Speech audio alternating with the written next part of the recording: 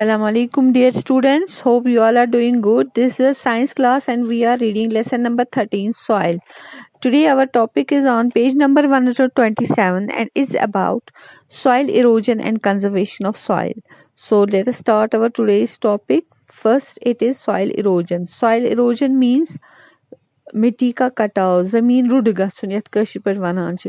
Soil erosion जो है इससे क्या होता है, जो जमीन की ऊपर टॉप लेयर जो होती है फर्टाइल जरखेज वो बह जाती है, इसको अपने साथ बहा के ले जाते हैं नेचुरल एजेंट्स जैसे कि विंड, वाटर और इंसान की गलत एक्टिविटीज.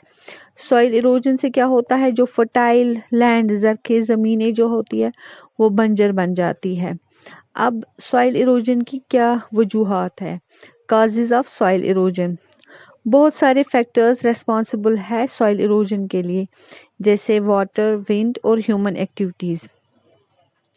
ज़्यादा इरोजन कब हो जाता है, जब हम पेड़ काटते हैं बहुत तादाद में, बहुत ज़्यादा बारिश होती है, तेज़ हवाएं चलती है और जब हम गलत एग्रीकल्चर मेथड्स को प्रैक्टिस में लाते हैं, गलत फसल के तरीकों को प्रैक्टिस में लाते हैं, तो उससे सॉइल इरोजन ज़्यादा हो जाता है. तो ये था सॉइल इरोजन.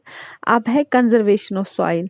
सॉइल को हम कैसे, ये एक कीमती नेचुरल रिसोर्स है, इसको हम कैसे बचाए इरोड होने से, तो उसको कहते हैं कंजर्वेशन ऑफ सॉइल, सॉइल को बचाना.